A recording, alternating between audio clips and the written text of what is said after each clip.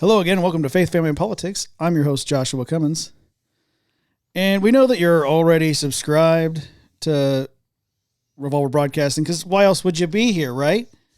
Wait, there's like 93% of you that watches our stuff, and you still ain't hit that subscribe button. So just do me a little favor. Be a good friend. Be a good pal. A good buddy. And just click the subscribe button. That's all you need to do. Anyway, while you're doing that, also make sure and hit the like button, because you know you already like this content. You're having fun. You're having a blast. And share this content, because sharing is caring. Magic got ahead of me a little bit. Look, it happens. Yeah. Wow. It must have been. Did you initiate it then? Maybe that's. I think yeah. I think Rich initiated the magic. Sterling's trying. It's just not working for him. No magic for Sterling today, apparently. Yep. No magic for you. Nope. I am not the magic man today. And while you're out there on internet land, be sure and go over to revolverbroadcasting.com so you can pick up some new threads, because let's face it, you need some new threads. Like this Trumpomania shirt. Oh yeah, brother. What you gonna do when all the little Trumpomaniacs and all of Trumpomania runs wild on you, brother? Oh yeah. It's bright yellow. Yeah. Well, it comes in lots of different colors. I chose yellow. Orangey. I mean, Christmas is coming. Yeah. Christmas is coming, folks. It's orangey because our favorite man is on there. He is orange. Yeah. Oh gosh. I don't know if that's something we want to be proud of.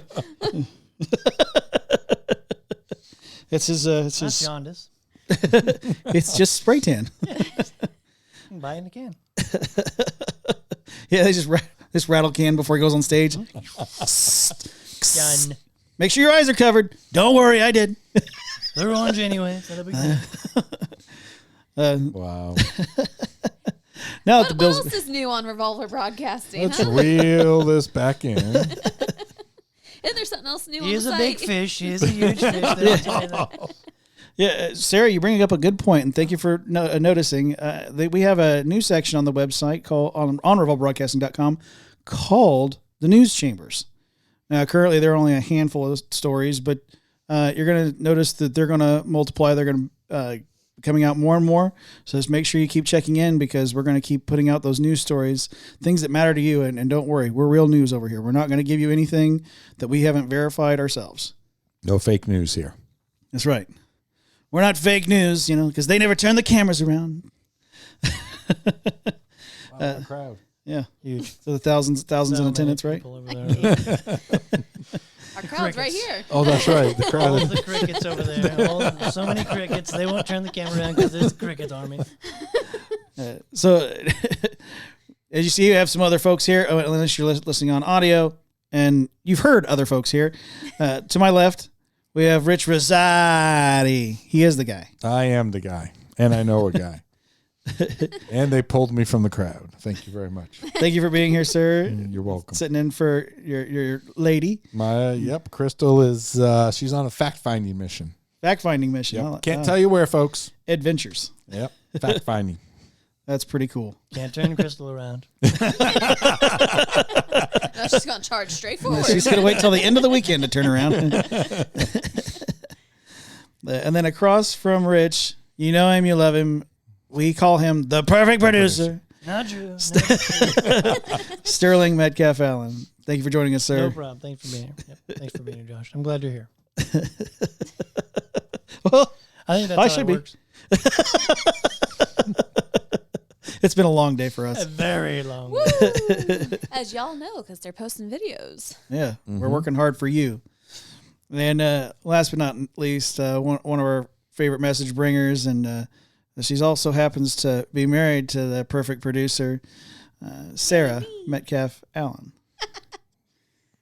It was like dead.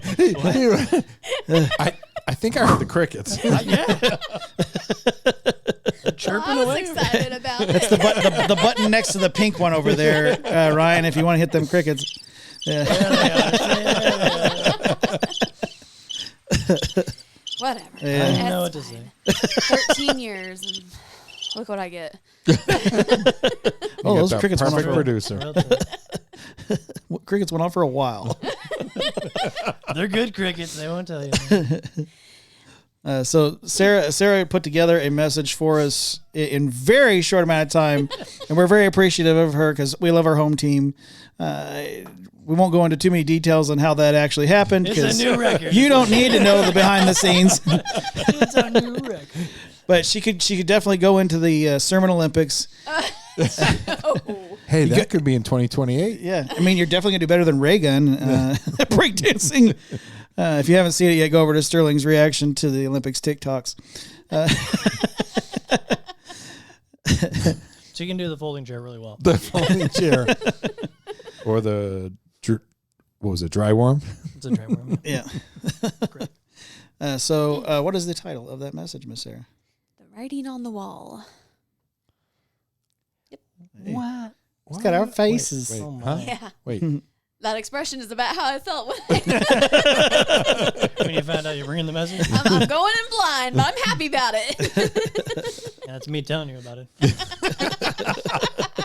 Alan's read it. trying to, and Alan's not even on there. He should be. Somewhere in the back, probably on the wall. It's been on there a long time. Come down. Thank you. Take it down. Take it down, please. Sarah will have a giggle fit so far she'll just pass out. Yep. It has happened before. I'm not passed out. Yeah, This might be the I have been remember. close. This might be the longest show tonight. We'll see. Can't even get started. What are you talking about? It's going to go quick. Okay. She's conscious for now. All right. Good. So just before we get into that message, would you mind leading us in a word of prayer? Sure can.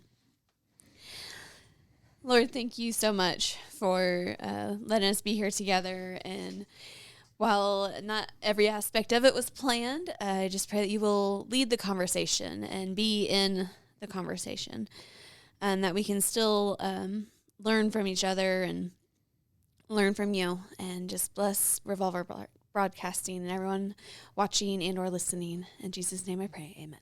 Amen. Amen. All right, so the writing is on the wall. You might have heard that kind of expression. Rich And knows all about the writing on the wall. He made our sign back there. This is true. Yeah, that's this a is he true. made two of them. Yeah.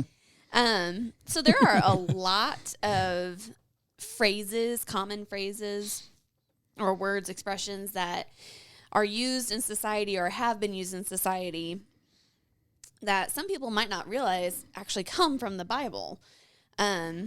So one that recently came to mind, and it's not used like anymore, but if you go back a few decades, calling someone a Nimrod means that they're pretty dumb.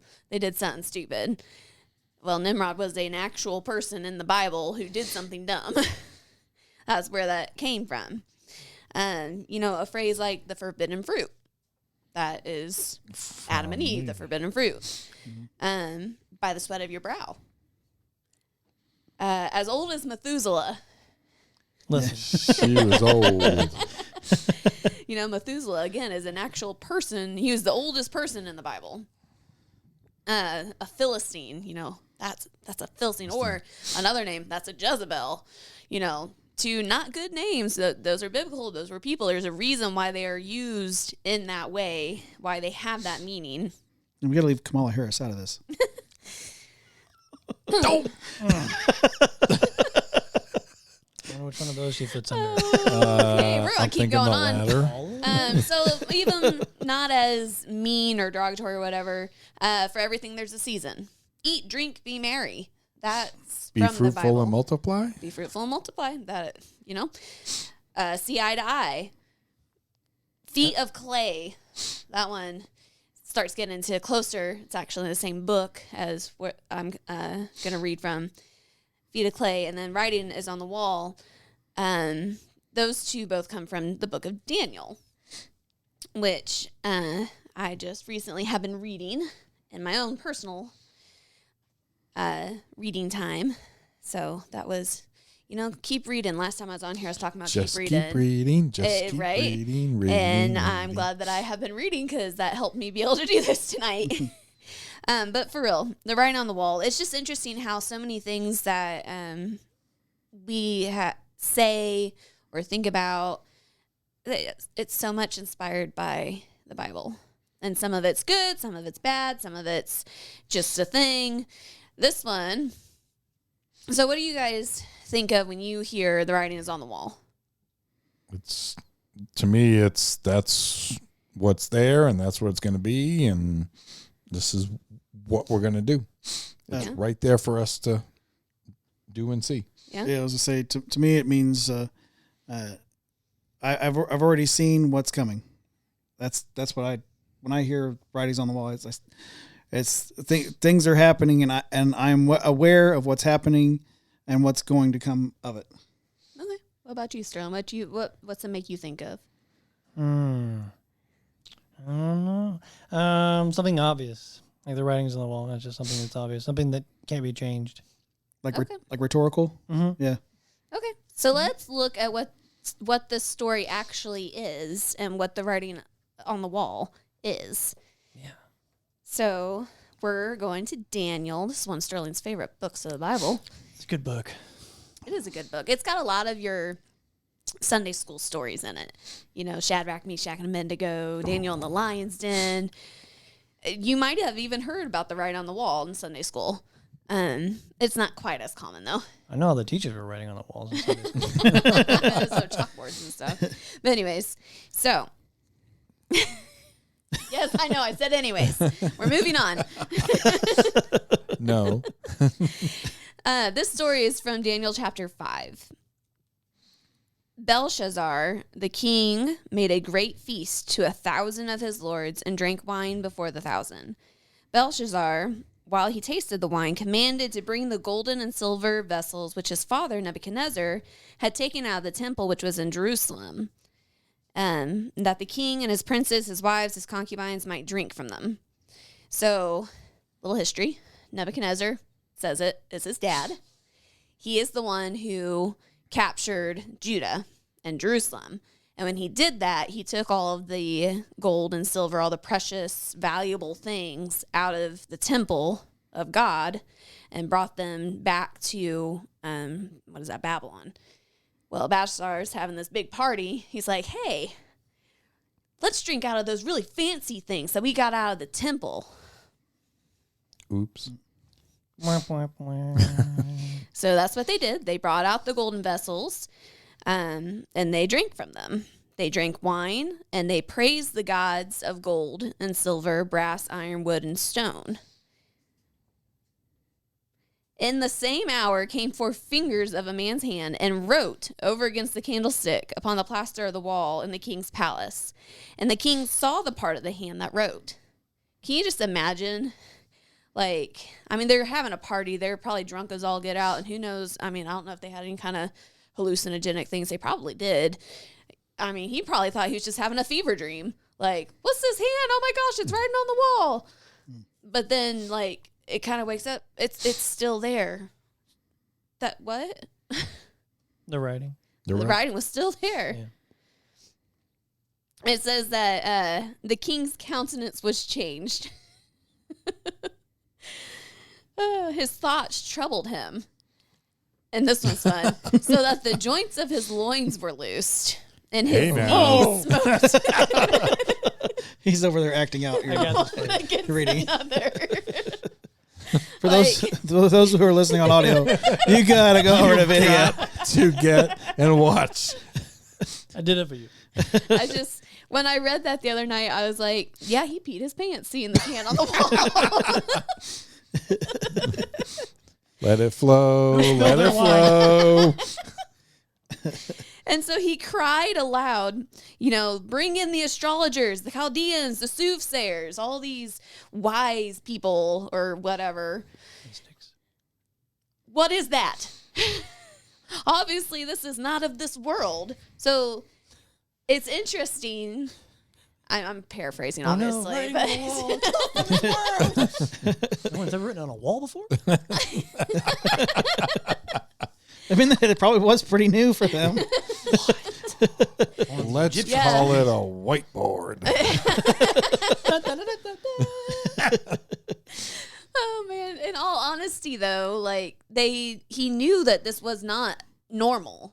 He was calling for the astrologers, for the soothsayers. These are people who practice magic or fortune telling and that kind of thing. He said, "I need you to help me figure out what this is." My Pete is help me help you. How did my pants get wet? I need you to help me. It's a mystery. Oh boy. And he's like, I will reward you. You know, I'm going to dress you in scarlet and put, gold chains around your neck. Like, you'll be high in the kingdom or whatever. This big reward for you. Just tell me what it means. None of them could do it, though. None of them could do it. And he's like, oh my gosh, what am I going to do? And I don't know. Tell me. so he was greatly troubled. More. His countenance was changed in him. He got all depressed and scared. Now the queen, by reason of the words of the king and his lords, came into the banquet house. And the queen spake and said, O king, live forever. Let not your thoughts trouble thee, nor let thy countenance be changed. There is a man in thy kingdom in whom is the spirit of the holy gods.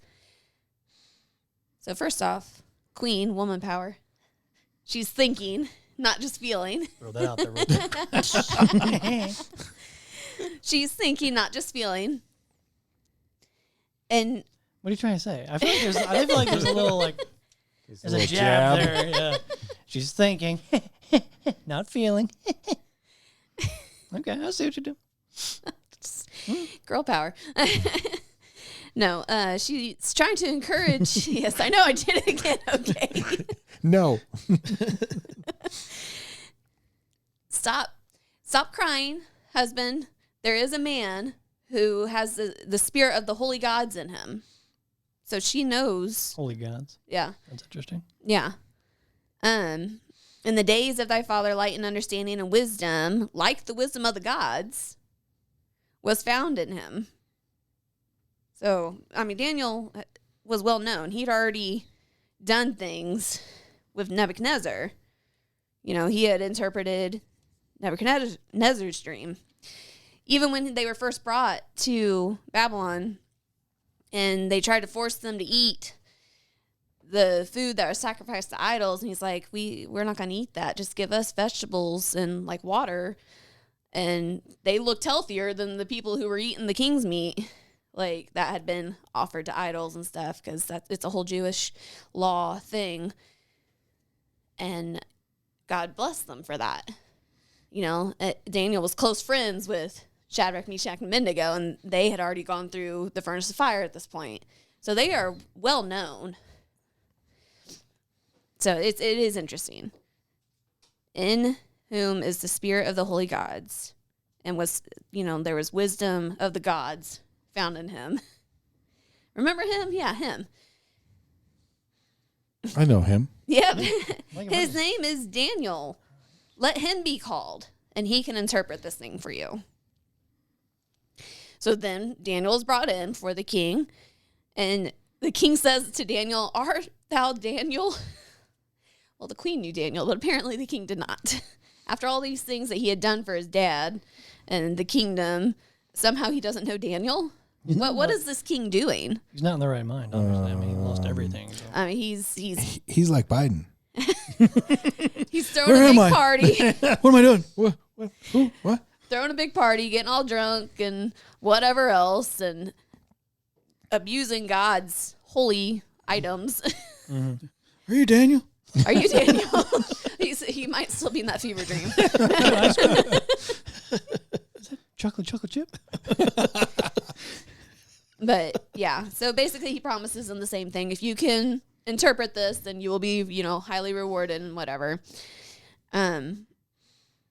So Daniel answered and said before the king, let thy gifts be to thyself and give thy rewards to another. He said, I don't care about your gifts. You can keep them. Give it to someone else. Yet I will read the writing unto the king and make known to him the interpretation. Because that's what was important to Daniel. Because he knew where it had come from. Mm-hmm.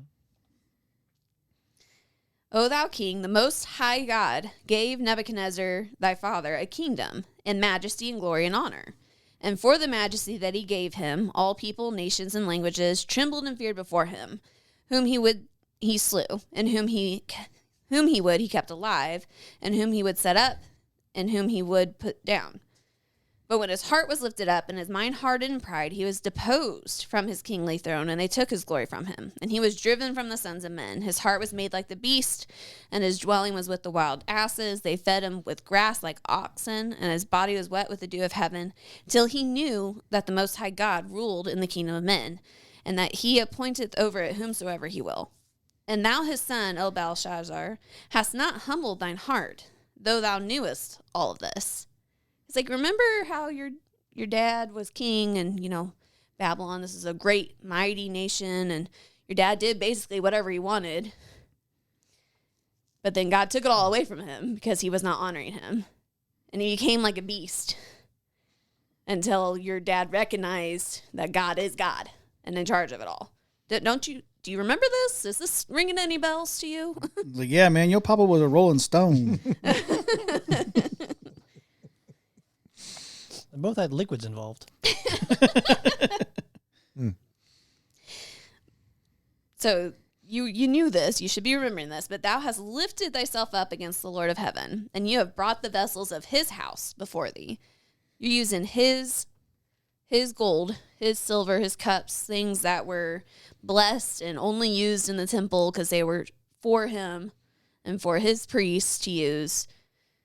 But you are using it, and while using it, you're worshiping the gods of gold and silver and brass and not him. Then was the part of the hand sent from him, and this is the writing. And I am not Hebrew, so forgive this. Mene, tekel, upharsin. That's easy for you to say. This is the interpretation. God hath numbered thy kingdom and finished it. Thou art weighed in the balances and art found wanting. Thy kingdom is divided and given to the Medes and Persians. Doesn't sound very good. You didn't remember what happened with your dad. You took something that was holy, that was God's, and worshipped other gods with it, and for your own pleasure, your kingdom's going away. That is the writing on the wall. It gone. Which kind of comes back to how you guys were, when I asked before, what does writing on the wall mean to you? And this is what it is. This is what's happening. Whether you saw it or not, that's what it is. There it is for everyone to see now. It is what it is. Then commanded Belshazzar, and they clothed Daniel with scarlet and put a chain of gold about his neck and made the proclamation that he should be third ruler in the kingdom. So he still tried to give him the reward. They did give him the reward. But then in the very next verse, in that night was Belshazzar, the king of the Chaldeans, slain. That same night, what was written on the wall came true. Jeepers. God takes that stuff very seriously. God, that's one of those things. God is so holy, so pure, so perfect. There's another story, and it still makes me almost question God in a way, where the Ark of the Covenant, that was God's seat in the temple, and it had been stolen. And they went and got it back. And as they were carrying it back, one of the people stumbled. And so someone reached out to catch it, but they touched the ark and not the poles that were carrying it. And he died instantly. And it's like, but he was trying to do a good thing. He was trying to not let it fall. But that's just how pure, how holy, how perfect that God is. And he said, don't touch it. He's not going to break the rules for anybody. That's right. He doesn't break the rules for anybody. Not even bend. No, doesn't bend, doesn't break. Yeah. And that's, I taught the children a lesson last year, and I had them color on a piece of paper. I was like, you color that with just a pencil, as dark or as light as you want, as little as much. I had a piece of paper, and I put one tiny little mark on it. I was like, all right, you guys all done coloring? All right, let's see. Take a look. Oh, some people colored really, really dark, some of the boys, and some of them made real pretty, whatever. And I was like, okay, so you want to see mine? Look at my drawing. Oh, I had to like walk it over them and show them because I made it really small. I was like, okay, so whose paper is completely white? Oh, yours it. No, not. I had this, remember? I made my mark. That's God. God is the paper. He is the white, the perfect, the clean. And sin is all of the marks. So it doesn't matter. Regardless how big the mark is. It doesn't matter how big the mark is. Yep. That paper is no longer perfectly clean. So that means every single one of us needs God. Mm-hmm. None of us compare. That's why it says that we all fall short of the glory of God. All have sinned.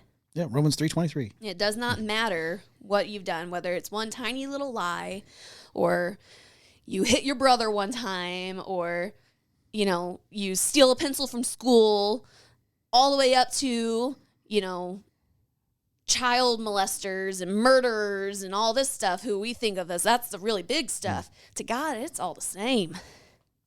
It's still sin. But on the flip side of that, the good news of that, how I continue my lesson is that God has grace for us. And it's like an eraser.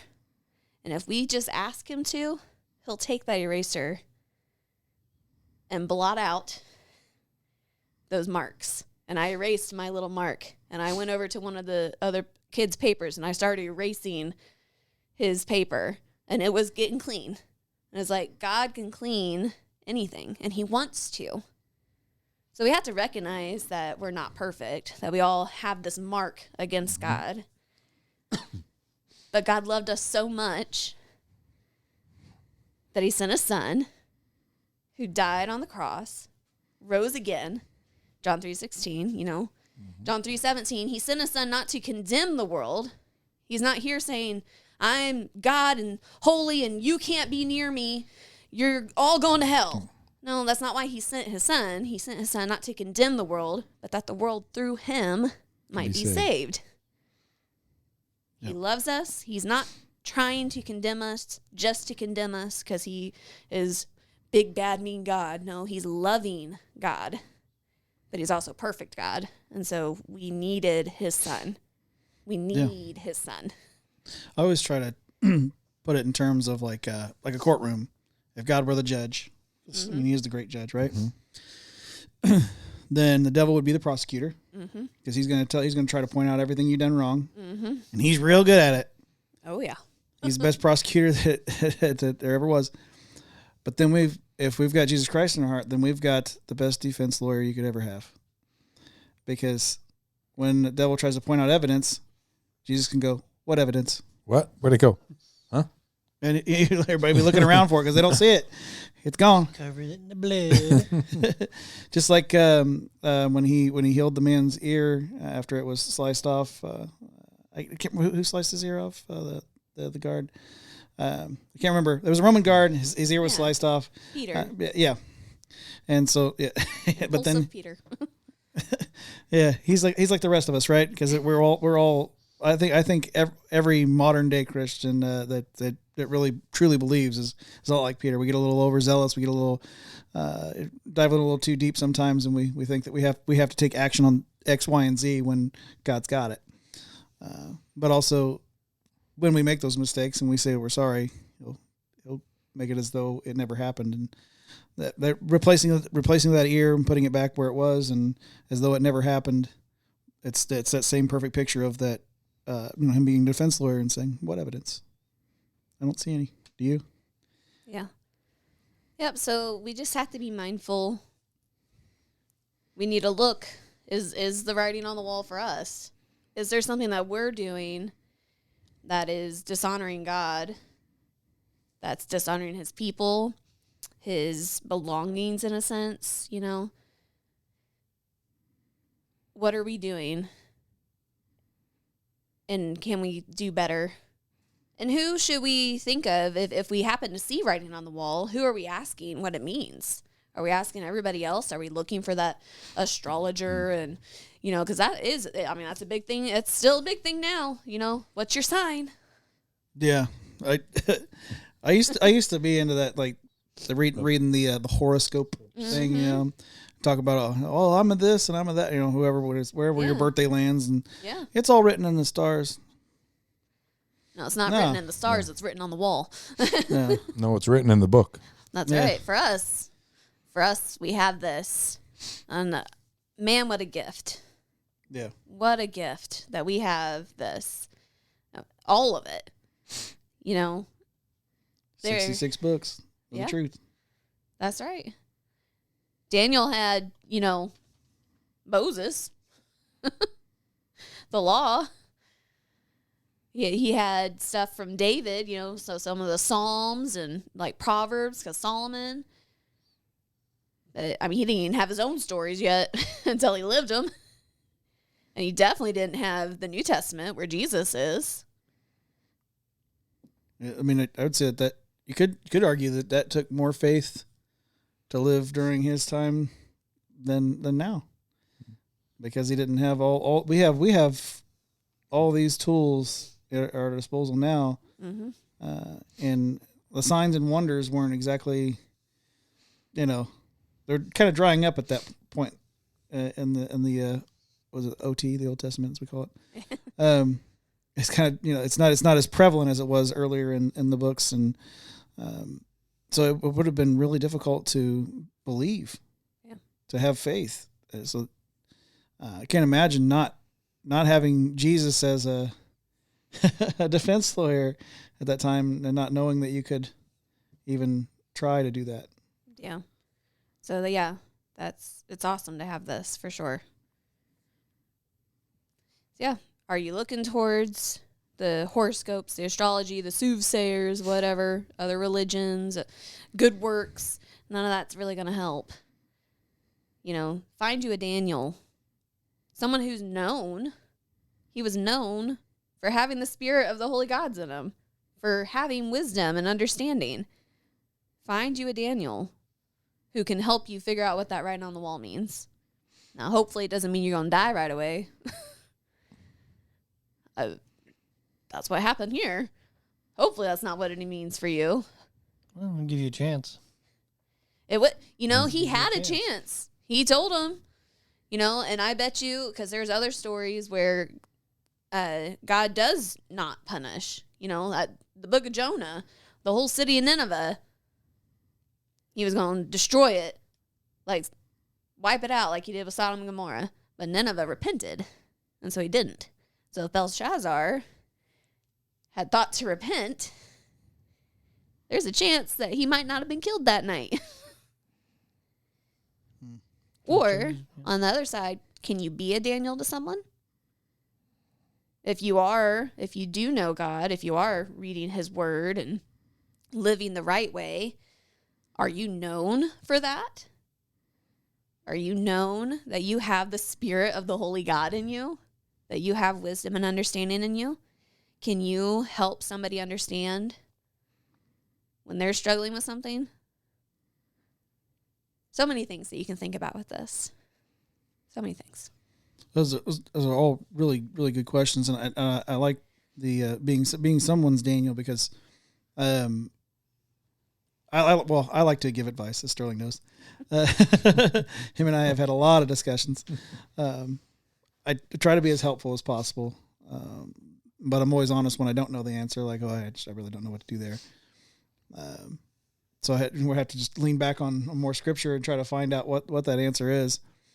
But furthermore, he's also been able to do that coming back for me as well over time, and give me good advice. And so, and we always go back to scripture and what does that say, and how do we work through that. And the tough men of faith, I think they say it best. They call them battle buddies, Some folks call it accountability partner, but you have your friends or your family or whoever that is for you that will stick by your side and help you get back into the Word and figure out what the answer is for what you're either going through or what you need to understand better. Yeah. And I've said it like every time we've done a reaction video for Revolver Reacts here recently. And I think I said it last week too, but our past couple weeks on here, but God is cultivating us into something better. Mm-hmm. And you don't just get a harvest without the work, right? Yeah. Oh. And so if you're not a Daniel, I'd say then you should strive to be one. Yeah. You really should. And if for no one else, then for God. If for no one else, maybe you just feel like you're too timid. But I'm telling you right now, once you start really, really giving yourself over to the Lord, He'll put you to work. Mm-hmm. He'll use you. You'll become an instrument of His to give someone else the word and be able to lift them up when they're just questioning everything. I had a friend here recently that's said this is just impossible. This is just impossible. I'm not going to get too far into the weeds, but this friend says this is just impossible, Josh. There's no way that I can make it through this. As a matter of fact, I want to take myself out because I cannot. There's no way. Mm-hmm. I can't handle this. I said, well, what do you mean you can't handle it? It's just too much. It's just too much. Say that again. It's too much. Is it really? What does the scripture say? I can do all things, right? Nothing is impossible with God. Yeah. So if nothing is impossible with God, then too much, unless you're talking about food or drink, then it's probably not the case, right? Well, maybe too much for you. That's the thing. Yeah. Is it's not about you. Somebody else much bigger can carry it. You just got to give it to them. Yeah, it makes me think of 1 Corinthians 10:13. There has no temptation taken you, but such as is common to man. But God is faithful, who will not suffer you to be tempted above that ye are able, but will with the temptation also make a way to escape, that you may be able to bear it. Yep. Well, and You just got to find it. exactly. And I added this. I said you did the right thing. You talked to someone about it. You talked to someone about what you're going through, and Sterling and I have had these conversations of like, okay, where do we go from here? This thing does look impossible. Well, today's hardship is tomorrow's lesson, and we're all going through our thing because life is just it's difficult.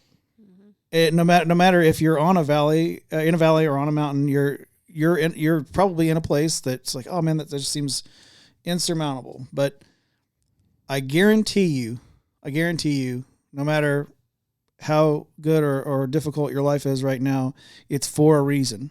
And you'll be able to look back on what seemed impossible because God made you stronger. He makes you stronger because Christ is in your heart. God can make you stronger than you ever thought possible. Because you are once Jesus is in your heart. Philippians 4:13. That's right. And not only that, but he gives you, you commented on one of our other videos I was talking about, like he gives you the power to call out spirits in his name. Mm-hmm. Yeah. He gives you that power. So if you have that kind of power in you because of Jesus Christ, mm-hmm. then what in this world could possibly stand in your way? That's right. If God is for us, who can stand against us? Mm-hmm. It looks like a mountain now, but I'm guaranteeing you right now it's just a molehill. It's just a molehill because he's got something else that's going to go, check this out. Hey, y'all, watch this. You're just moving on to the next lesson. Yeah. And then you're going to take what you've learned, and then somebody else is going through it, and you're going to go, hey, actually, I just went through that. Or I years ago, I went through that, and here, let me give you some pointers. Here's some things you can do to maybe try, Yeah. And maybe a situation is completely different, or it still seems difficult, even with the advice that you give the person. But just tell them to hold on because God is Just haven't seen it yet. That's right. It's just like Danny Goki's song, right? He's the God of just in time. He's not. He's only going to, it's his time, not our time. Yep. And I like the idea of second chances too, because Third, fourth, fifth, sixth. yes, Infinity is that a word? because I know I consistently mess up. No matter how hard I've thought about giving up on things, and so I'm gonna give this up. I'm gonna give this up. I'm gonna give this up. And I also said this before, but I feel like you got to repeat it because I think it's very important to say. And when we're sinning, when we're doing wrong, it's like imagine a set of keys in your hand, but your hand is a toddler's hand. You ever tried to take a set of keys out of a toddler's hand? Yeah. It's difficult. It's not easy, is it? No, they cry so bad. Only if you got like candy over here. I'll give you this candy. You give me those keys. But if they say no, mine. As soon as you get pry one finger off of this part of it, then they wrap their finger around another part of it. Yep. And that's I feel like that's a perfect picture of us with sin. Every time we feel like we've made that one little step. Because we have. It's not that he's going to take it away from us, because we go to God, we're gripping onto it, we're gripping onto that sin, we're going, take it away from me, take it away from me. We keep praying to him, take it away from me, take it away from me. He's like, if you just set it down. Open your hand and give it over to me, I will. But I can't do that until you do. Just let it go. Let it go. Yeah. My mind was there too. You did it first. Yay me! Rich Crystal would be proud. He's a musical encyclopedia, I tell you. I try. Yeah, that's true. It's hard sometimes. That's just another reason to have people come up along beside you, find your Daniels or whatever who give you that advice, that wisdom. And I'm like, all right, let's go. Have you had keep it in check? Yeah, have you ever, outside of us, obviously going back and forth, Sterling, have you had any experiences with getting to be a Daniel or maybe receiving end of a Daniel in your life? Yeah, I'm receiving for sure. Being a Daniel, I mean, people would probably say that, but I would never say that in retrospect. I don't know. In self-reflection, I wouldn't say that I've been a good enough Daniel, if ever. But some people that have been a good Daniel to me, probably Chad Benninger. If he ever watches this show, he kept me from doing some pretty stupid stuff. And not only did he stop doing that, Matt Roller. Yeah. Matt Roller those were some great guys. I know Chad. Chad Benninger? Yeah. Monster of a man. Yes. Talking about moving mountains. Would you describe him as a Coke machine with legs? Two Coke machines. Yes. Chad's maybe a pickup truck for legs. Yeah, that's a monster. Chad does the Friday night their workout things. Yep. The workout thing at the church. Yeah, he's a big, intimidating guy, but he's the sweetest heart. He's like a big old teddy bear, right? He's a huge teddy bear you can just fall into and disappear. I mean, he wouldn't find the folds of muscle. It's one of the nicest he would call guys. it love, too. Yeah. No, he was there. I was heading out to do some bad deed to a certain individual who did another bad thing, but that's not right to do. You can't. Two wrongs don't make a right, and sin for sin doesn't help anyone. So he was kind enough to pick up the phone at a very odd hour. And what's going on? This is what's going on. You need to stop. Stop, pull over on the road. I'll come find you. Wherever you at. Where you at? I'll come to you. I mean, he lived in where I lived.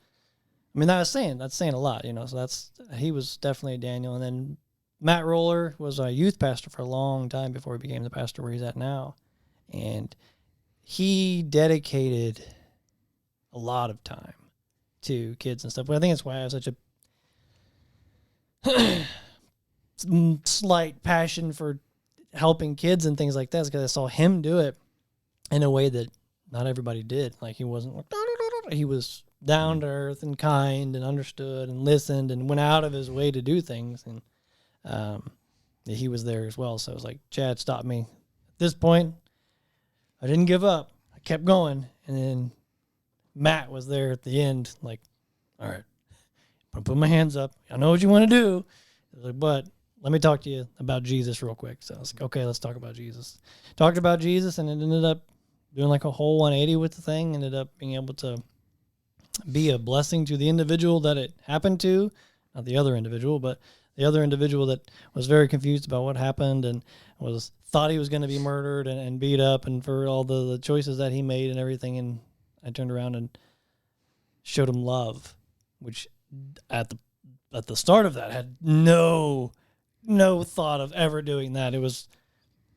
But at the end of the road, it was like a Jesus moment. Like, just come here. We all make mistakes, and let me give you a hug kind of thing. So yeah. Both of them have a heart for serving.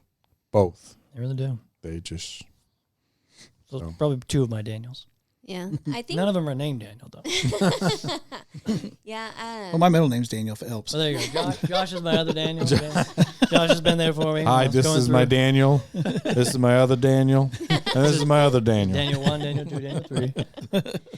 You have to be willing. Daniel in the story could have said no, that he didn't want to go to this party and help this king. Look at what he's doing. He could have been the judgmental, holier than thou. Looking at how dare you? We know plenty of those out there. Oh, you gonna get it? No, he was willing to go and give the message and not seek a reward. And that's right. He's like, I don't even want that reward. Keep it. Give it to someone else. And you specifically have done that. You are willing to be there. Sometimes it might be dragging your feet a little bit, but you're there. And sometimes you really do want to be there. And you are the one pursuing that. So give yourself a little bit of credit. Yay, Sterling. It is okay. Glory be to God. Yeah. You can say, I did good because God. I do good because God, yeah. That's okay.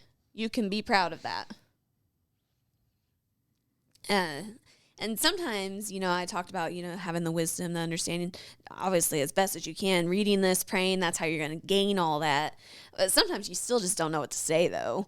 I have a friend right now who's not in a good place, physically, or mentally, emotionally.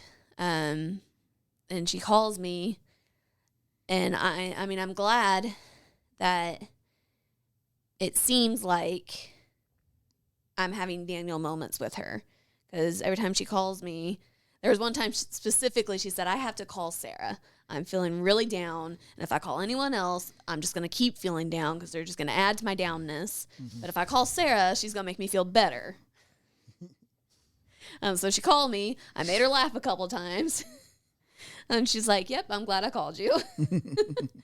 But then just yesterday or the day before she called me, I was like, I don't know what to do. And so she's just talking or whatever.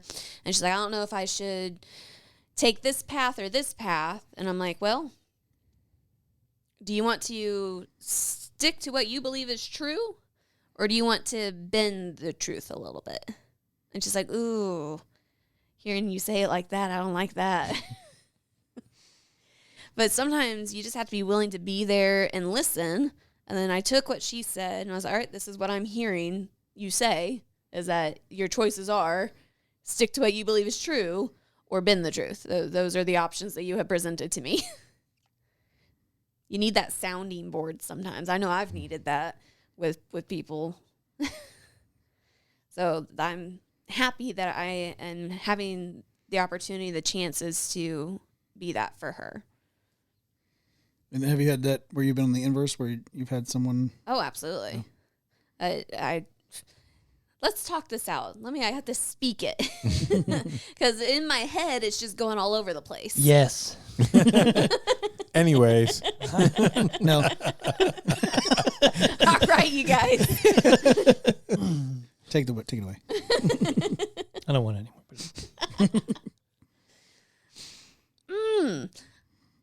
I almost said it again.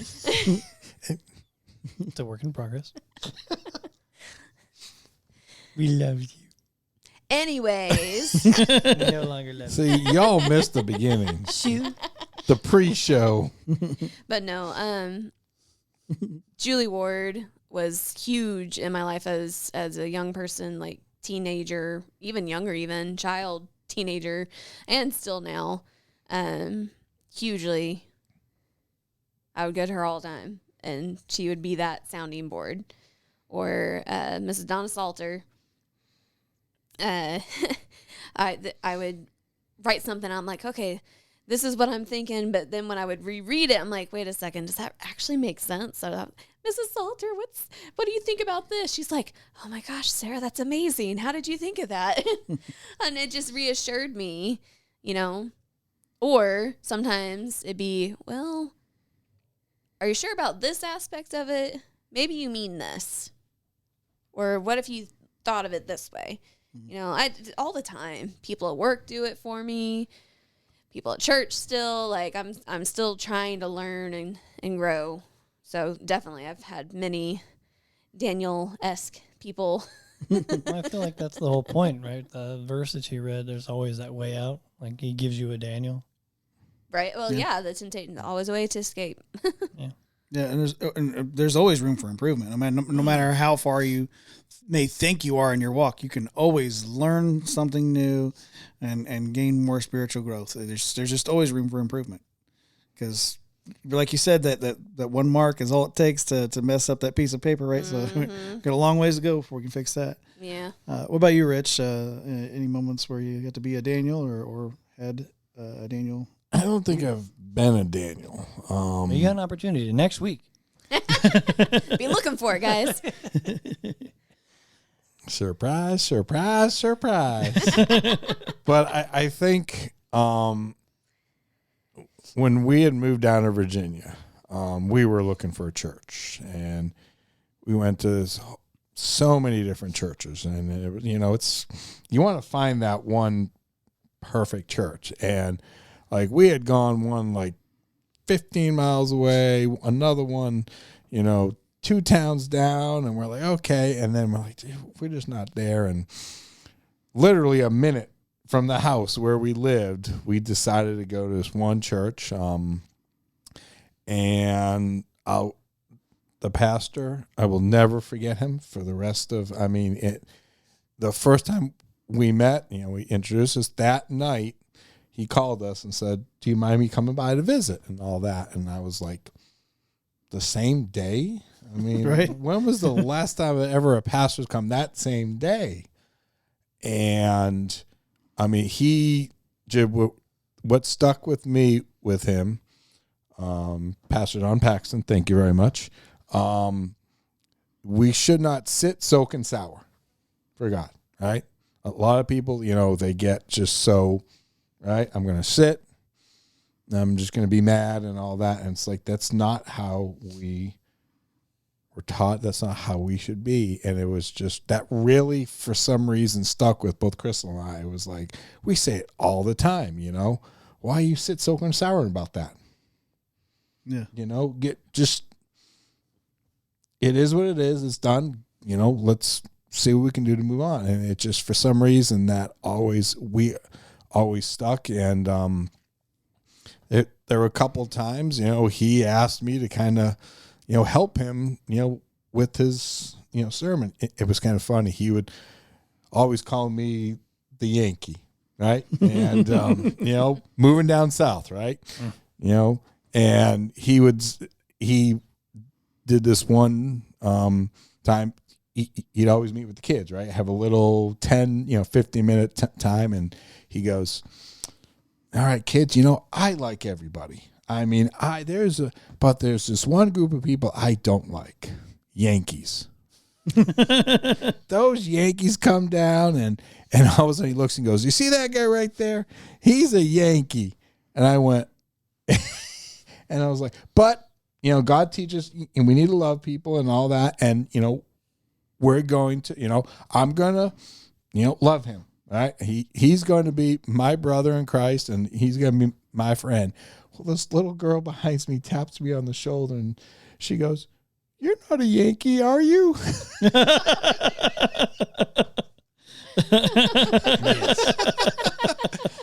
I said, "Honey, yes, I am, but that's okay. God loves me just as much as he loves you and all that." But no, we had gone down there to visit this past time, and unfortunately we missed him and all that. But maybe it was a church. They just took us in, and we helped with the Wanas. We helped with all this other stuff at the church. And it was nice because we literally were a minute, maybe even like 45 seconds right down the road. So that's, let's say that church was my Daniel. It really, kind of, started my path. So Church is so important. Community is so important. Mm-hmm. Yeah, I agree with that. I mean, it's quite interesting. A lot of times when Sterling, Alan, and I are here and we're putting stuff together, we're trying to get ready to film, and we get into little side conversations and things like that, and it's that little tight group has become even tighter because we're all bouncing things off of each other and sharing, and like, well, hey, we could work on that, and we could fix that with this, or it's very cool to have that, but then we get to share that with you and then join you in to that community with Revolver Broadcasting as a whole. Subscribe, like, comment. You can do all those things too. We would really appreciate it because we need you. But yeah, just join the family, because this is not a church in the traditional sense, but I mean, Alan has said many, many times that coming here and recording on Friday nights, we normally record on Friday nights, post on Saturdays, that this was church for him. And church doesn't have to be a building. It's the people, right? It's the hands people, right? and feet of Jesus. And this is the place where he was exposed to the word continually. And I informed him that I was like, dude, you're gonna find Christ. You're gonna accept Christ. And my dad goes, if you don't want to accept Jesus, you shouldn't be hanging around so many Jesus freaks all the time, because you're just going to end up joining the team. I mean, if you hang around that crowd, eventually you're going to become of that crowd. And yeah, it can work in the good way too, not just the bad way. Yeah. And the freaks come out. Well, Jesus, you can be a Jesus freak. Night or day, yeah. Oh yeah, doesn't matter. 24/7, 365, and sometimes 366. Yeah, and A-E-I-O-U, and sometimes Y.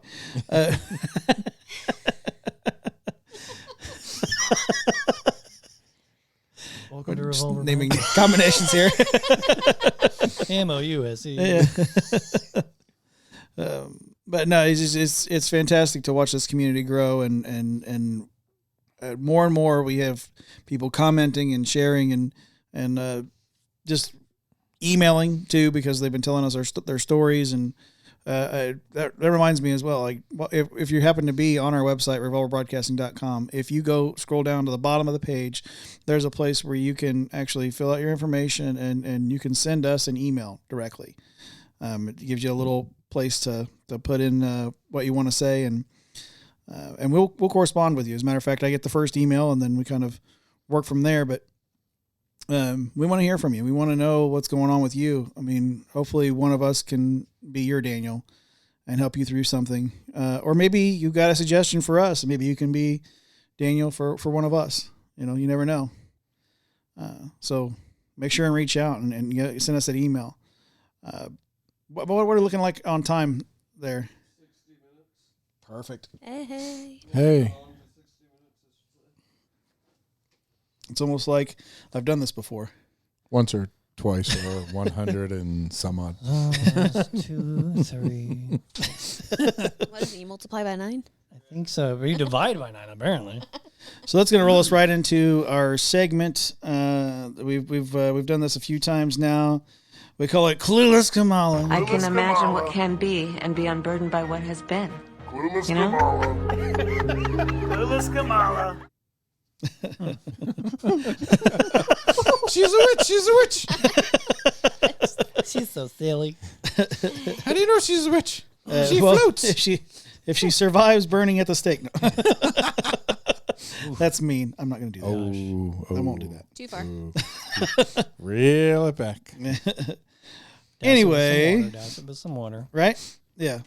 I know. I heard him say anyway. He said no. I'm just letting it go at this point. My brain is too fried. I can't deal anymore today. like an egg. Sit soaking sour. So something that happened was the BBC, believe it or not, the BBC, a very left-leaning source. That is the British Broadcasting Company or channel, one or the other. Anyway, it's government propaganda for the UK. And even they decided that 6 Kamala Harris claims fact-checked. So the BBC fact-checked Kamala Harris. Kamala Harris has been holding rallies across the U.S. as she campaigns against Donald Trump and will appear in Milwaukee on Tuesday ahead of her headline speech at the Democratic National Convention. Now, this is obviously a backdated article because the DNC has now happened. She has made a series of claims contrasting their records on the economy, healthcare, abortion, and immigration. BBC Verify has been examining them. Is Trump planning to cut Social Security and Medicare? Well, the claim is Donald Trump intends to cut Social Security and Medicare. Verdict by the BBC. This is misleading. In this campaign, Trump has said repeatedly he would not do this, although he has suggested he would in the past. Social Security provides a source of income when you retire or if you cannot work due to disability. Medicare is a U.S. government program which provides health care coverage for millions of Americans who are retired or disabled. Trump said, I will not cut 1 cent from Social Security or Medicare. He did that in a rally on August 5th, actually. So, booyah. And in his 20-point policy platform, which you can find on Donald Trump's website, he pledges that is fight for and protect Social Security and Medicare with no cuts. However, his time as president proposed several budgets which would have cut elements of Medicare, such as eliminating the program advising recipients how to sign up for benefits. None of these budget proposals were enacted, though. He also has made comments about cutting Social Security in the past, but obviously changed his mind now. I think he had several advisors come to him and say, that's not a good idea. People really, really need those programs. In an interview in March this year on entitlement programs such as Social Security, Trump said, there's a lot you can do in terms of entitlements, in terms of cutting. However, he later clarified the comments saying, I will never do anything that will hurt or jeopardize Social Security or Medicare. So, hey, first one down right there. I won't do Trump voice on all these, but the second one was, is inflation down? Well, inflation is down under 3%. Verdict. That figure is correct, but some context is needed here. Because inflation, which is the increase in price of something over time, is down from a peak of 9.1% under the Biden administration, which we're still currently supposedly under, and it is higher than when Trump left office. When President Biden took office in January 2021, inflation was 1.4%, but it rose significantly during those first 2 years of his administration. This trend is comparable with many Western countries, which saw high inflation in 2021 and 2022 as global supply chain issues came as a consequence of COVID. And the war in Ukraine contributed to prices, but that's the excuse. Obviously, it was just poor policy. Well, and when everyone says, and I hear it all the time, well, it's come down. Okay, come down from what? Where does it come down from? And why did it come down? And where was it before? It was all the way up to 9.1. For what it should be, what it was, and what it needs to be. Not, and I was just like, well, yes, it's come down because it went up. It's got to come down if it goes up, right? And back on so we always bring receipts, right? Yeah. I have a receipt. Oh, yeah, a physical receipt. So make sure you describe it for the audio listeners. So we went. This is a receipt from our local grocery store. We went to the grocery store last night because we need to get some stuff. Right? Okay. Not a lot we needed. We needed some water, some dish soap. We needed some napkins. We might have gotten some candy. Maybe in there. Maybe. We did get some, some mini cans of soda and then some few bags of chips, right? So 14 items. That's not a lot, right? It shouldn't be. $64.52 later, we walk out. Oof. Now, this is also after a $4.60 coupon. Air quotes. Because we got we had the little card from the thing. 14 items, $65. There was a cart ahead of us. She had her cart full. $305. Yowzer. But, the economy's good. It's down. I mean, so the bag of candy, right? So it's what season's coming up? Halloween, right? Yeah. It's the little Halloween ones. I'm sorry, kids, but I can't give out candy this year. It's nobody. too expensive. We'll give out Trump impressions instead. I'm sorry, folks, but the economy is not better than what it was. What can be unburdened from what should be. Mm-hmm. Oh, 60. I was like, I'm bringing this. I'm bringing the receipt. Sorry, that was my rant. It's welcome. It's a lot. It's a lot. 14 items. Sorry. Next claim is how many jobs has the Biden administration created? The claim by Kamala was, we have created 16 million new jobs. No. So the verdict says that is roughly correct. 15.8 million jobs have been added under the Biden administration, according to the U.S. Bureau of Labor Statistics. However, when the Biden government entered the White House in January 2021, the U.S. was recovering from the COVID pandemic. And wonder what happened during the COVID pandemic. I think we lost some jobs. Yeah, lost a lot of them. It crippled the economy during which more than 20 million jobs were lost. So we're still not even where we were remotely. We're about, 4 million jobs away? So this is where it was. This is where it went to. So we're bounce back jobs. I think that's what they call them. Yeah. It's not even close to being a super V like we had under Trump. No. This is many of the jobs would have come back if Trump had won in 2020, but the American Rescue Plan played a major role in the speed and aggressiveness of the labor market recovery, said Professor Mark Strain, an economist at Georgetown University. The next point, did Trump drive the U.S. economy into the ground? The claim from Kamala is he froze in the face of the COVID crisis. He drove our economy into the ground. Yeah, it's about how she sounds. She's so she does. But the verdict. What did the BBC say about that? Well, the U.S. economy did take a big hit during the pandemic, like most countries. I'll say what country didn't. Yeah. But I like this part. It also bounced back under Trump. They call it a super V. And we're going to share this reference as we do all our references in the description below. So make sure you go and look at all these charts, because there are charts. There are more than enough receipts from the BBC to show you exactly why they said what they said. And the funny thing is the charts are from the U.S. Department. So it's not like they're making this stuff up, folks. Yeah. You can find it yourselves.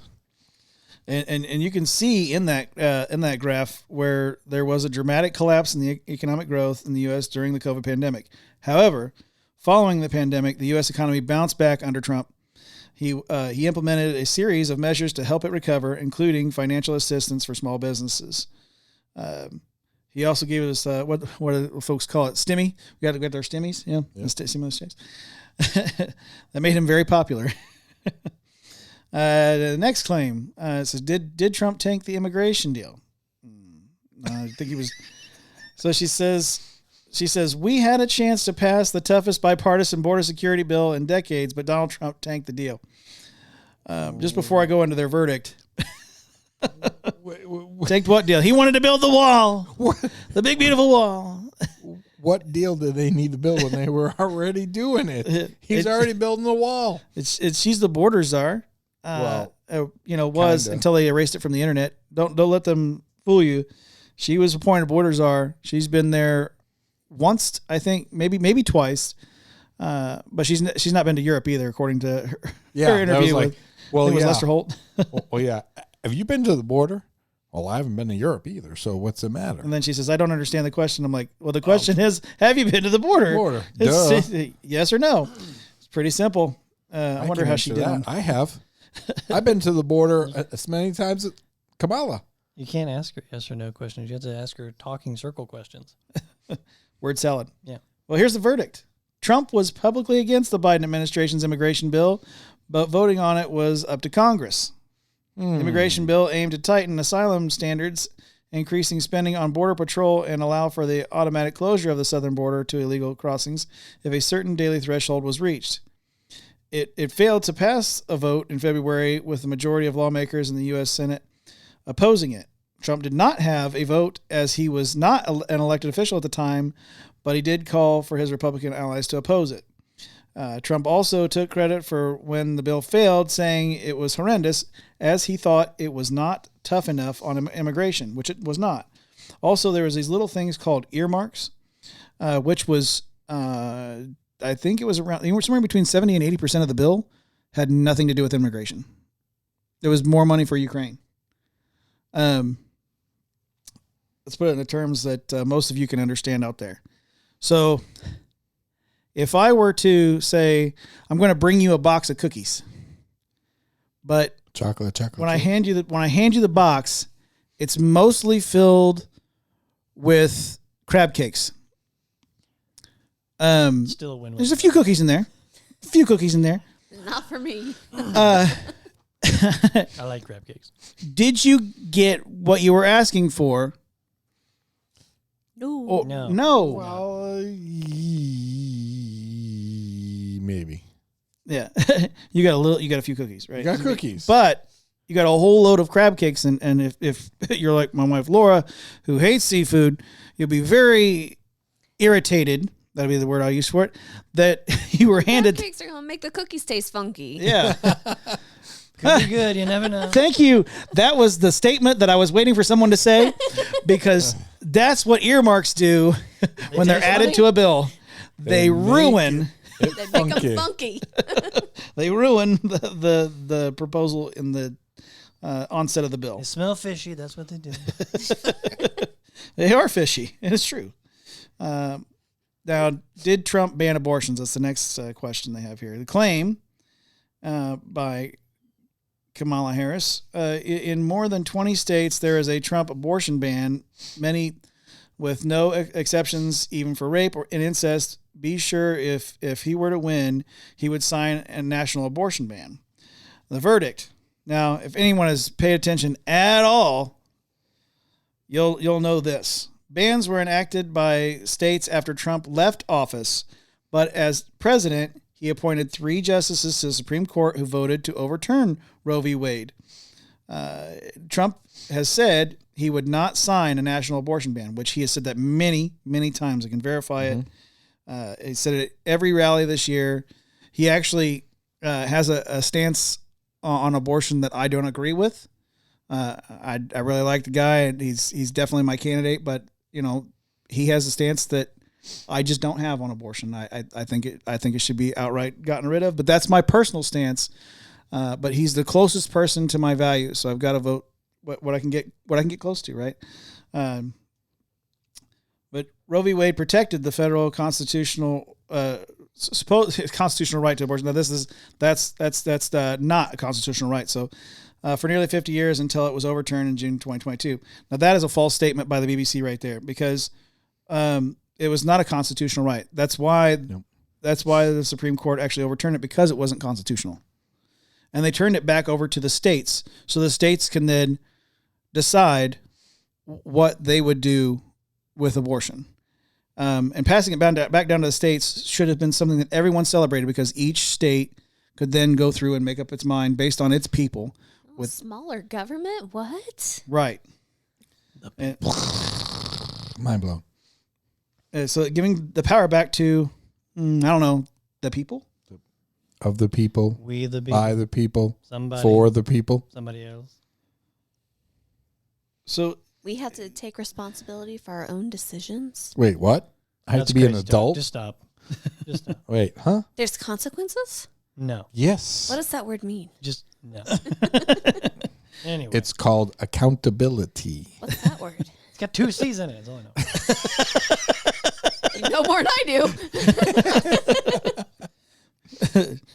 They definitely didn't use the word accountability at the DNC.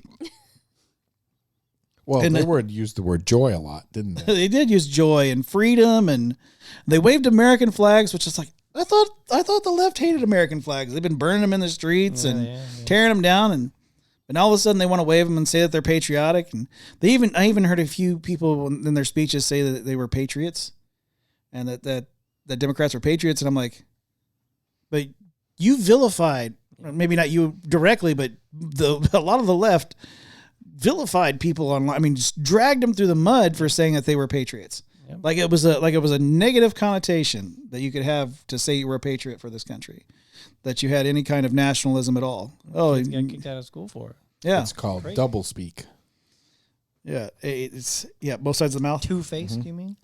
It's almost like they had a beak from Ninja Turtles. You ever seen those the toys where they had the beak down in the middle, and then there's both sides of the mouth seem to open up, and it's creepy. that is a perfect depiction of how Democrats speak. They're over here, talking on both sides of their mouth. Some Republicans do that too. They're probably allergic to them crab cakes. Funky crab cakes. They keep trying to put them in my box of cookies, man. I just want cookies. Just left them out in the sun. So our second article at night is an opinion piece. So I just want to state that right up front. This is an opinion piece from the publication hotair.com. And it says, Kamala's speech burdened us by what she has been. I read that when you sent it. I was like, oh, that's classic. This is by Ed Morrissey. Did you have something there? No, that's about right. That sounds about right. It does sound about right. So last night, for us it was last night. For you, it's a different night. Anyway. It's some other thing. Kamala Harris repeatedly asserted that she would chart a new course or chart a new way forward. For that, one would expect a chart or two. Well, or a policy or two. Yeah, there's no charts. Well, it's funny. So I decided, because I am an independent, right? I'm not. And I was like, I'm going to go to harriswaltz.com and see. It's after the convention, right? There should be policies, right? Yeah, should be. Nope. So I decided. So it's just like when on Crystal's episode when we showed the website. Same thing. So plenty of places to donate. Well, I'm going to go, and there's a little section that says contact us. Oh, that's new. So I decided I'm going to fill it out. And what's the subject? policies. And I said, I have looked at this website several times and was wanting to understand your policies to decide, because as an independent voter, I want to understand, who I should vote for. I know your rival has 20 plus policies. Can you please provide us yours? Sincerely, blah, blah, blah, blah, blah. That was at 12 o'clock this afternoon. Yeah. And still nothing. Good luck with any of that correspondence being returned. Nothing. I guess you'll have to report back when we're here next week and see if they say anything at all. They probably just go, we'll be unburdened by what has been. What has been done, undone, done, some done, done. But Harris competently delivered a well-received but nearly substance-free acceptance speech at the Democratic National Convention. At 37 minutes, give or take, it ran long enough for the occasional, without tiring the audience in the hall or on television.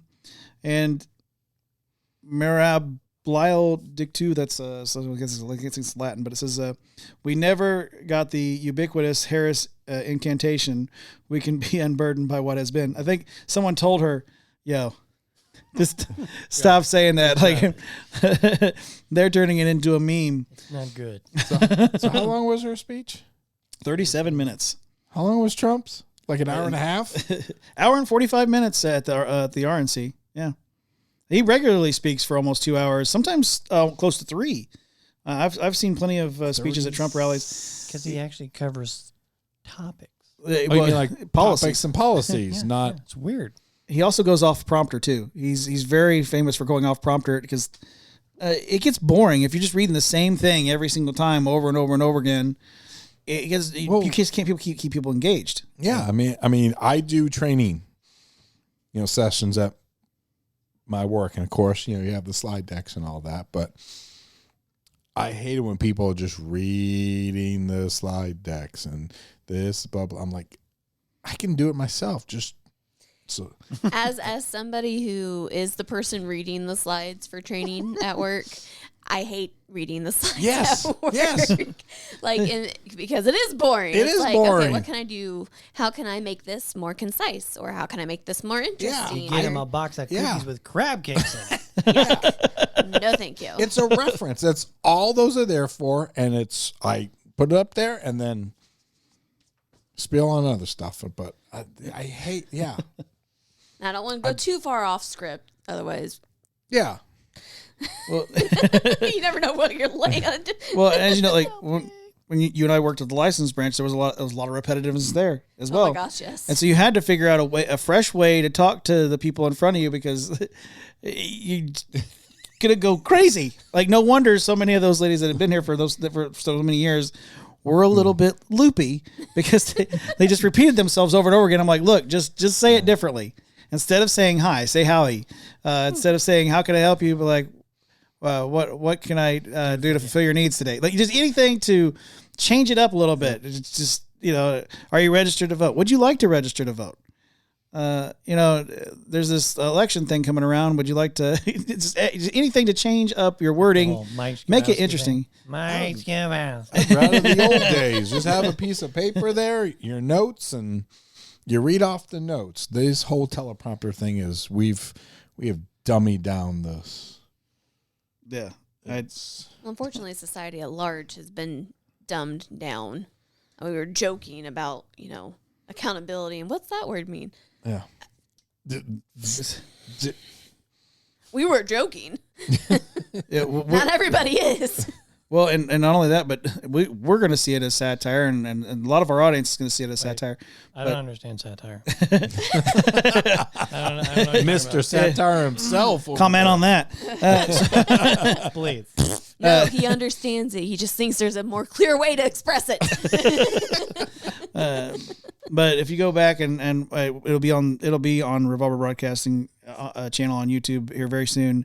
There's an episode of the Laughing Libertarian where Alan did a Man on the Street, and we have a lot more Man on the Street interactions planned coming up in the very near future. But he was just asking simple questions like, how many stripes are on the flag, the American flag? And people would just deer in headlights? 44. Oh. Oh, He's got the flag in his hand. It's like You can live there and you count can you could just count 1, 2. Yeah. I don't know. How many stars? 14. well, You were closer on the other number. yeah. That's about right. Yeah, you were close to the first flag. It's just really interesting or who's the president of the United States right now? He would ask that. And I was like, Well, does anybody really know who's the president right now? That's true. I mean, who's running the country? That is a fair. That is fair. It is come fair. on now. I mean, who's running this country right now? I think it's somebody that says, "Oh, you don't want to get all wee-weed up." Yeah, he might be just running the puppet strings. But somebody who doesn't have puppet strings, and that brings us to our last story of the night. This is coming from revolverbroadcasting.com. Wait. Media debut. Woo. Alan? Hey, Written media debut. we are on the debut show of the Revolver Broadcasting News story. news story. Wow. Written by yours truly. Da-da-da-da. That's me. Puppy. No, he's not a puppy. Oh. Sometimes. See? No. I can't identify that Okay, one. TMI. Alan, help. TMI. Crystal, please. Please come back. She'll have no furries. We'll have no furries in this audience. Oh. We got a lot of crickets. So the title of this article, I said, RFK Jr. endorses Donald Trump in historic press conference, ! So during a press conference in Arizona on Friday, RFK Jr. discussed his achievements in his campaign. Despite his success in various aspects, he faced a crucial decision that would benefit all Americans. He detailed the 5 main reasons that led him to make his decision. Initially, he realized that his uncle's Democratic Party was no longer united, prompting him to seek separation from them. Consequently, he decided to run as an independent candidate. Next, he criticized the lawfare which the Democrats had employed to try to remove his name and other candidates from the ballots in multiple states. Not just one, multiple states.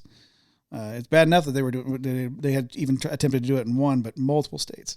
They also attempted to use it as means to falsely imprison President Trump. Things like, 32 felonies that were not any actual charges. Additionally, the improper use of the military-industrial complex and our involvement in the proxy conflict in Ukraine have contributed to a situation where Russia, in alliance with Iran and China, has become more assertive. That's the nicest way I could find to put that. Because, if they decide to just go ahead and go for it, we could end up in a nuclear conflict. Furthermore, he's worried about the quality of our food and its contents. The obesity crisis, as I well know, in this nation is deteriorating by the day. So it's a real problem, and it is. I believe a lot of that does have to do with what is in our food. I just, personally, I eat, rather well most times, and still can't, and I'm pretty active. Sterling and I and Alan, we'll go on walks and stuff. Neither here nor there, but the food is an issue, and there's a lot of stuff in it that shouldn't be in there. So I think that's a really It's crab cakes. crab cakes in Those the cookie funky box, crab right? cakes. It's actually the cookies, but Yeah, a little bit of both. Finally, he aims to provide the children with a brighter future. Currently, they receive conflicting messages and are heavily prescribed medications. Our RFK Jr. has raised concerns about the pharmaceutical industry, emphasizing its reliance on patients for lifelong treatment, because they can make a whole lot of money off of you if you have to keep staying under treatment as opposed to just being cured. That's why they don't want you to find out about all the holistic things you can do to help you get to a better you, a healthier you. a personal anecdote on that. My grandma, when she was still alive, and was on a lot of medications for, I think she's on 3 or 4 different medications for diabetes alone, and then some other stuff. Well, we eventually had to get her into a nursing home. And the nursing home that we put her in, they're like, nope, we're not going to have her on all that. And we're just going to feed her better, manage her diabetes with like diet and things like that. All of a sudden, instead of taking like 10 a day, she was down to like 2 a day. And that's something. Just whenever you try to take the holistic approach to it, almost like in your story there where they refused to eat the king's sacrifice meat, right? Yeah. And then you have the who knows what they're Daniel doing and to your the food other before you ones. get it? Yeah. Who knows? yeah. It's But true. she was having better food, things that was better for her, and got her healthy. So that is a very good picture right there, I think. But the final paragraph of this: today, RFK Jr. chose to suspend his presidential campaign, acknowledging that he could better serve the American people as a member of Trump's cabinet. He has officially endorsed Donald Trump, aiming to prevent the Harris-Walz administration from winning on November 5th through this alliance. Man, what an alliance. I know that there's probably some breaking news right now as we record this because Trump said that he was going to make yet another announcement today, right now, while we're recording this. But I guess we'll just have to talk about it next week as far as that goes. Mm-hmm.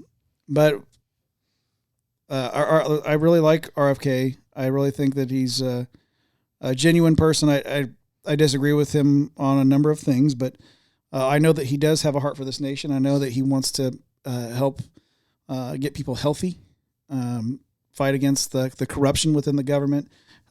He's very much like his uncle in that way, and I think it was just instilled in him.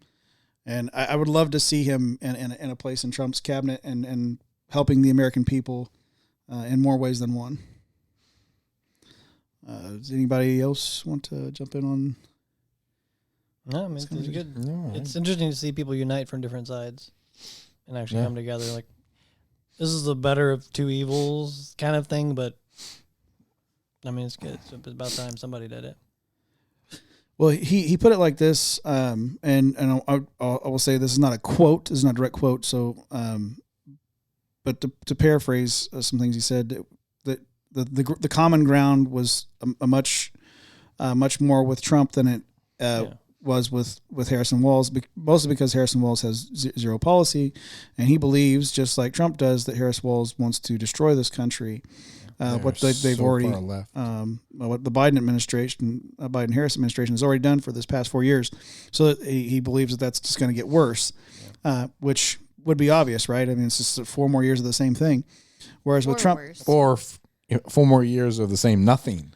Yeah. Or worse. Yeah. I mean, whereas with Trump, we have a track record to go back on and say, okay, when he didn't have a pandemic imposed on him, this country was doing really, really great, and he even bounced it back during that pandemic, actually. So, when you're thinking that those terms, it's not even lesser of two evils, but what's better for the country, what's better for the people. Yeah, that's what I meant. and the whole. Right. I mean, I know I didn't watch much of the DNC, but I know I've heard it's. I unfortunately watched the whole thing. Did you? Yeah. Yeah. Ugh. Did Did you have to take a shower after every single one? Yeah, every single. We read about that in Leviticus. Had to get cleanliness. But 7 days, I think it is. Well, she's gonna do this, and we're gonna do this, and we're gonna do this, and we're gonna do this, and the first thing that comes to my mind is, what have you been doing this past 3.5 years? Yeah. How about do it now? Yeah, I mean, well. You're when there. I become president, my first day, and I went, that sounds like it's Trump. August. Why can't you do it now? Yeah, you have till January. You're vice president. Why? You're the why do you deciding have vote in the to Senate. That's what. Why do you have to wait? And I mean, I've actually asked somebody at work, and they were like, "Yeah, well," I says, "Why is she waiting? Why can't she do that now?" Yeah, she's in power. She's vice president. And crickets. Yeah, is what I heard. Our audience was there. Huh? Our audience. So, It was crickets you heard? It was crickets I heard. Crickets you heard. Sounds something like this? Yes, that's exactly what I heard. It's like it's and obviously it's just a political thing. It's just to get elected. Instead of doing something for the country now, I'm going to wait until I get in to say, look what I did. Yeah. Could be. So sad. So sad. It's tragic. But to give a little more praise to RFK, just real quick,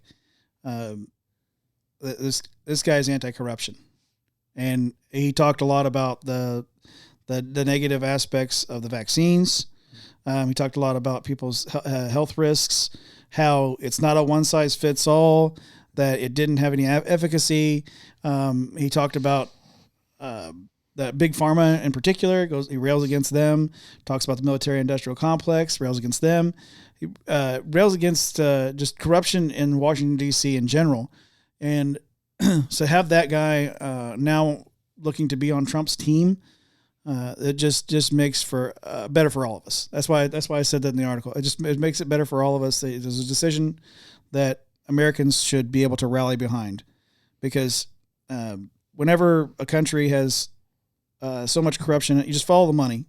Mm-hmm. And actually had a former coworker of mine who believed one way for a very, very long time. And him and I had a few discussions. I said, come on, man, you're smarter than that. There's no way you believe that. He said, what do you mean? I said, follow the money. Just do me a favor. I said, just go take half an hour. We'll meet back up, 45 minutes if you want, and go follow the money. Go look where things are donated, where the money goes. And he actually texted me from another workspace and that he was in while he was on his computer. He said, I'm gonna have to get back to you tomorrow. This rabbit hole goes further than I thought. I knew it would. And so he comes back to me the next day and he goes, bro, he goes, all this money went here and all this money went here. And then this is an Act Blue. And I was like, yeah. And he goes, and I supported this. And I was like, And he goes, and I donated to that. And I'm like, mm-hmm. And he couldn't believe that all this stuff that he had been supporting before and had been railing against me in conversation, when I was just like, look, I'm just trying to tell you what I've seen. And when he actually went through and took the time, he still believes what he believes about, universal basic income, things like that, which is fine. You're allowed to have that. It's freedom in this country to believe that way. But now he's anti-corruption as well. It got him to be of a reasonable mind. And that's all we're asking at the end of the day. When you're talking with your neighbor, just be of a reasonable mind and do the research. Go follow the money. Find where the corruption. Be anti-corruption, because we don't have room for that in this country. Get the receipts. Because it costs us too much, literally. And we're not going to take it anymore. I think that's what D. Snyder said, right? Yep. And with that, I think the silent majority. Yeah. I think we can find a closing prayer, Sarah. Sure. Yeah, find it. Find it. I'm going to find it right here. Yeah. We're on bow our heads and close our eyes. I'm going to find it. Okay. Lord, thanks again for this time together and for your word that you gave to us, that we have your whole word. And just thank you for the story and example of Daniel's life. And for the story of Belshazzar and the writing on the wall. Help us to be Daniel and not Belshazzar. Don't let us make a mockery of you. And if we are, let a Daniel come tell us and let us change our ways. And then help us to be Daniels to other people and warn them, hey, step back. Step back. That's God's. I pray for our country for that we can do that. Tell people, step back. That's not yours. That is God's. People are your creation. You made us for a purpose. We are here for a reason. You made us exactly the way that we are for a reason. There's nothing that needs to change in that sense. Help us to stand up for that. and just help this election as it comes up. Place somebody. We know that you're going to place who you want to place because you are the one ultimately in control. And we just ask that to be somebody that will lift this nation up. Thank you for allowing us to be here, living in this nation with the freedom we have right now. In Jesus' name I pray. Amen. Amen. That's the woman, the girl power that brought the message. Power. Girl power. Right. Sarah Metcalf Allen. Look at that. Oh, Who doesn't like the we funky get crap applause for that. She did a good job on that message. That was really good. Very good, very good. So great. Thank Her you rump, so much. her rump, her rump. Well done. Well done. I say. Cheerio. Thank you again for bringing that message. It was really good, and thank you for just joining in the conversation and being part of it. It's always a joy to have you here. Next, what's that? It's helping us see what's the writing on the wall. Yeah, the writing on the wall. Mm-hmm. Sometimes it's difficult to see, right? It's so difficult. Alan? Alan? He'll never watch. Yeah, one of these days. Yeah, one of these days. We just have to drag him back in here, right? Kicking to and screaming. be his Daniel. Next to Sarah, we have the perfect producer. Not true. He's even married to Sarah. Sterling Metcalf Allen. Hi, it's me. I'm confused by what just happened. Wait, what? It's fine. Thanks for having me, Josh. You're confused by the fact that you're married to your wife? Well, I just how that whole line of Yeah. You I made liked it sound like such a good thing. Is it he's not? married to Sarah. Yes, I am.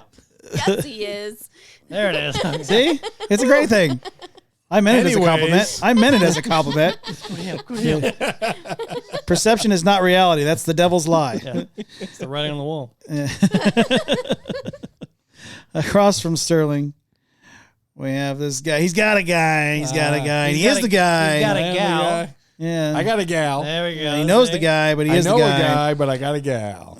And they Rich pulled me- I was Rosati. able to. Stop being Kamala for a second. Yep, I was able to get It's going in a circle. Oh, gosh. pulled from the bullpen. So thank you very much. Appreciate it. And he's gonna bring us a message next week, I hear. So That's what it sounds like. That's yeah. right. Be looking out for it. That's what I heard. like I Scar, heard it. I heard it. like Scar, you need to be prepared. Did you hear what I Do you hear? We can write it on your wall if we need to. It's a big, beautiful wall. It's huge. It's so huge. Oh, my gosh. And I've been your host, Joshua Cummins, reminding you to use your wall Yeah. and write on it what you will to glorify the Lord. Yay. Interesting. Woo! But Oh, stay in trouble. darn it. And we'll see you next week. Anyways, No. and for you kids out there, don't physically write on the wall. Yeah, don't do that. It's bad. We can paint over it. This is metaphorically writing on the wall. Non-toxic crayons are cookie. Still waving. I guess we're all waving. Bye. Bye.